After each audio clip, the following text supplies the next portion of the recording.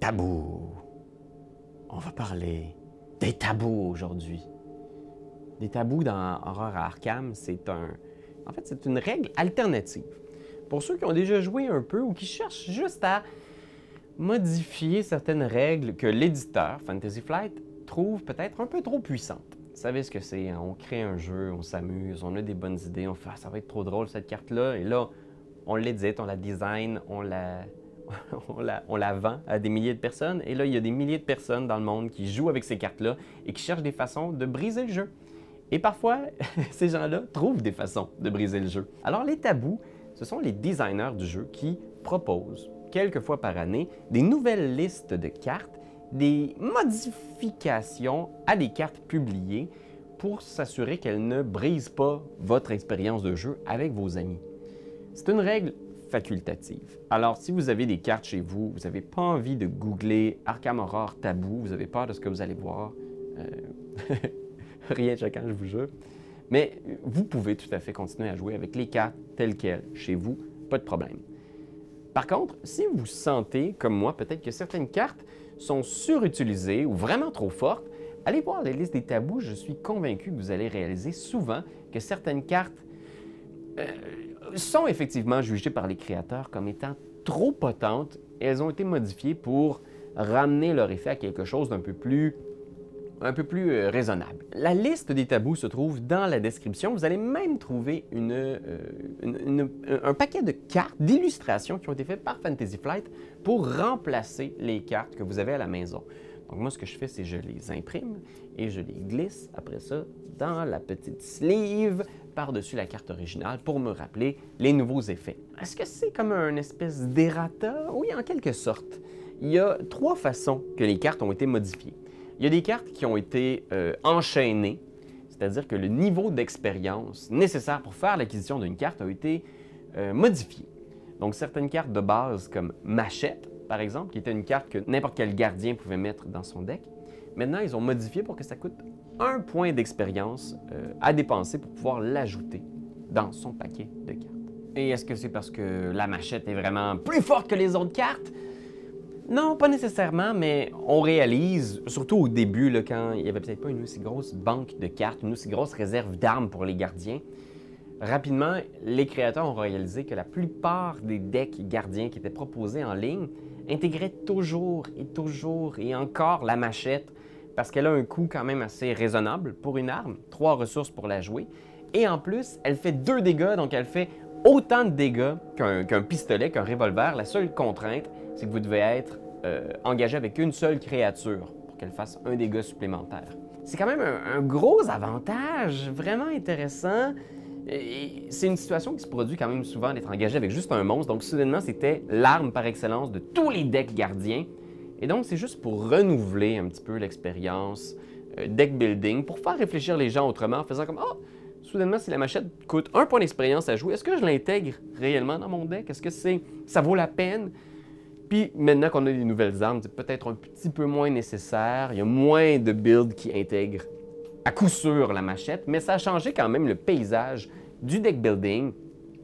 Pour ceux qui sont intéressés, moi je fréquente beaucoup ArkhamDB, sur lequel on trouve un lot de decks proposés par des joueurs du jeu. Et on sent réellement l'effet des tabous. Dès qu'il y a une nouvelle liste de tabous, on sent que les decks proposés cherchent à trouver des nouvelles façons soit de briser le jeu ou de contourner ces cartes-là qui deviennent modifiées. On va aussi avoir des cartes justement qui sont mutées.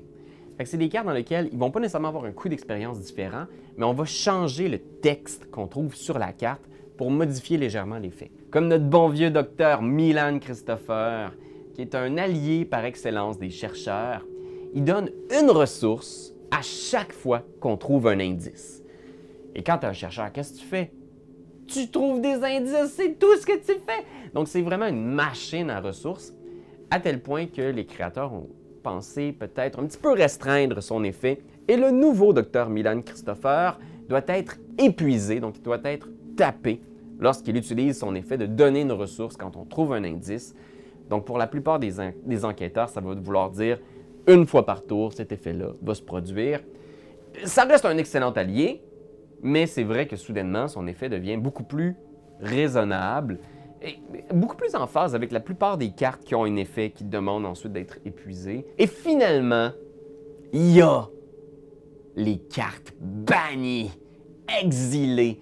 Donc des cartes qui sont, selon les créateurs, problématiques, pas nécessairement pour leur thématique ou ce qu'elles représentent, mais plus parce que mécaniquement, c'est trop une grosse opportunité de briser le jeu ou d'exploiter de façon déraisonnable une mécanique. Pour l'instant, il y a une seule carte qui a été exilée de la banque de cartes. Oh mon Dieu, mais c'est qui? C'est-tu Rook? C'est qui est exilé? Il s'agit de Kit ou Double, une carte de truand, qui avait un effet quand même assez intéressant, mais assez intense. La carte double le niveau de difficulté d'un test, mais si malgré tout vous êtes capable avec cette difficulté doublée de réussir, vous doublez aussi les effets du test réussi. Donc, c'était la base, cette carte-là, de plusieurs decks de type infinité qui permettaient justement, s'il y a un effet de carte qui vous fait piocher, par exemple, 5 cartes, ben avec Kit ou Double, si vous réussissez miraculeusement à vous buffer suffisamment pour aller réussir ce test-là, ben vous piochez maintenant 10 cartes. Ce qui peut être insane. Et il y avait une récurrence avec cette carte-là qui faisait qu'on pouvait ensuite l'avoir dans sa défausse, la repiocher et au final, être capable de piocher et rebrasser son deck constamment et de passer à travers toutes les cartes de son deck enquêteur. J'ai rarement vu ce deck-là réussir à faire cet exploit-là, quoique il y avait des decks vraiment brisés. Et les designers du jeu, plutôt que d'essayer de tenter de modifier le texte ou de modifier son coût d'expérience, risquant peut-être une trop grande récurrence ou une interaction avec des futures cartes qui vont être publiées, ont décidé simplement de dire, ben, Kit ou Double, ça marche pas. Cet effet-là, il est juste trop intense, trop fort. Mais je dois quand même le spécifier là, pour terminer. Le tabou, c'est vraiment quelque chose que vous acceptez ou pas. La police de Fantasy Flight débarquera pas chez vous. Ils ne viendront pas hanter vos rêves. Quoique oui, parfois, mais ça, c'est une autre histoire. Donc, c'est vous jouez coopérativement avec vos amis. Alors, si vous voulez complètement ignorer l'existence des tabous, faites comme si vous n'aviez jamais vu cette vidéo.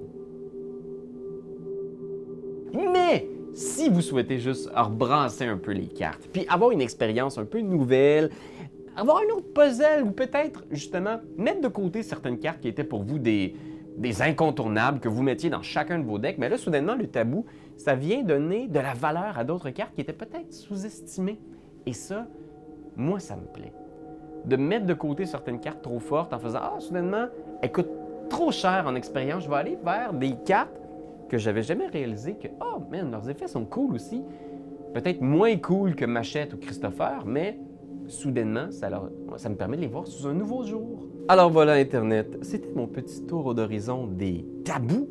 Est-ce qu'il y a des cartes là-dedans qui vous étonnent en vous disant « Comment, mon Dieu, je peux pas croire qu'ils n'ont pas encore mis de tabou sur telle carte ou telle carte? » Ou bien au contraire, est-ce que vous pensez qu'ils ont été trop forts, peut-être avec Elusive? Moi, je trouve que Elusive, ils l'ont un peu gâché. C'est ma carte préférée des truands, puis là, c'est celle qui m'a fait le plus mal de voir tabouer. Y a-t-il d'autres choses qui sont tabous pour vous, Internet? Est-ce que le fait de savoir que tout va se terminer un jour, même la vie sur Terre, même l'univers, est-ce que ça c'est tabou pour vous ou c'est correct?